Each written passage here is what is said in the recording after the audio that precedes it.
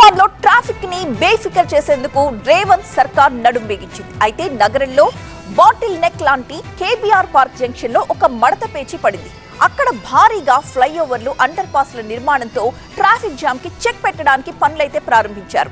అయితే property owners కోర్టుకెక్కడంతో junction లో పనులు జామ్ అయిపోయాయి. ప్రాజెక్టు కొంతమేర గ్రౌండ్ అయినప్పటికీ గ్రౌండ్ లో మాత్రం వర్క్ అనుకున్న స్థాయిలో జరగట్లేదు.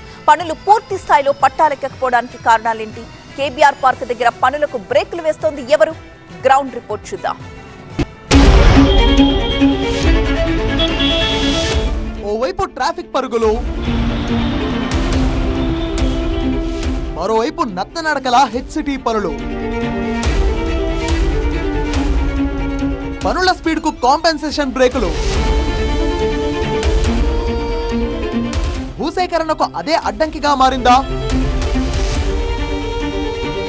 సర్కార్ కాంపెన్సేషన్ కు ఓనర్లు ససేమిరా. పరిహారం పంచాయతీ. హైదరాబాద్ ట్రాఫిక్ అంటే ఓ పద్మవ్యూహం. వాహనదారులు అందులోకి వెళ్లడమే కానీ బయటకు రావాలంటే నానాయాతన పడాల్సిందే. నగరంలో ట్రాఫిక్ నరకానికి చెక్ పెట్టేందుకు ప్రభుత్వం 7,000 కోట్ల రూపాయల వ్యయంతో హెచ్సిటీ ప్రాజెక్టును చేపట్టింది. దానిలో భాగంగా నగరంలో మౌలిక సదుపాయాలను మెరుగుపరచడంతో పాటు సిగ్నల్ ఫ్రీ ప్రయాణాన్ని వాహనదారులకు అందుబాటులోకి తీసుకురావాలని సంకల్పించింది. ఈ ప్రాజెక్టులో భాగంగా నగరంలో కీలక జంక్షన్ గా ఉన్న కేబీఆర్ పార్క్ దగ్గర ట్రాఫిక్ ను తగ్గించేందుకు 7 ఫ్లైఓవర్లు, 7 అండర్ పాస్ల నిర్మాణం చేపట్టనున్నారు. అయితే ఈ ప్రాజెక్టుకు అవసరమైన భూసేకరణకు ఆటంకాలు వస్తున్నాయి. పార్కు చుట్టూ ఉన్న ప్రాపర్టీ ఓనర్లు ప్రభుత్వం ఇస్తున్న నష్టపరిహారానికి అంగీకరించడం లేదు. వాళ్లు కోర్టుకెక్కడంతో ముందుగా అనుకున్న టైం కంటే ప్రాజెక్ట్ మరింత ఆలస్యంగా పట్టాలెక్కే పరిస్థితులు కనిపిస్తున్నాయి. ఇక అదే సమయంలో భూసేకరణ అవసరం లేని చోట్ల జీహెచ్ఎంసీ పనులు చేస్తోంది.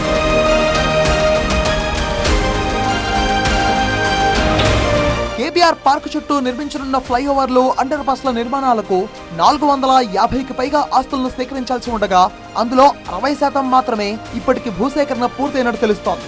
టీడీఆర్ ఇస్తామని జీహెచ్ఎంసీ అధికారులు చెప్పినా చాలా మంది యజమానులు దానిపై ఆసక్తి చూపించడం లేదు. ఓపెన్ మార్కెట్ లో ఇక్కడ గజం భూమి విలువ 10 లక్షల రూపాయల వరకు ఉంటుందని టాక్. అయితే గవర్నమెంట్ రేటు 1,00,000 రూపాయల దాకా ఉంది. గజానికి 3 లక్షల వరకు రేటు ఇస్తామని ప్రభుత్వం ప్రకటించినా ప్రాపర్టీ ఓనర్లు తమ భూములను ఇవ్వడానికి ఇష్టపడటం లేదు. ఆ రేటుకు భూములను ఇస్తే తాము నష్టపోతామంటూ కొందరు ఓనర్లు కోర్టుకెక్కారు. దీంతో ప్రాపర్టీ ఓనర్స్ తో చర్చలు జరిపిన జీహెచ్ఎంసీ అధికారులు ఇప్పుడు కోర్టు ఆదేశాలతో మరోసారి నోటీసులు ఇచ్చి వాళ్లతో చర్చలు జరపనున్నారు. ఇక భూములు కోల్పోతున్న వారిలో వీఐపీలు కూడా ఉన్నారు.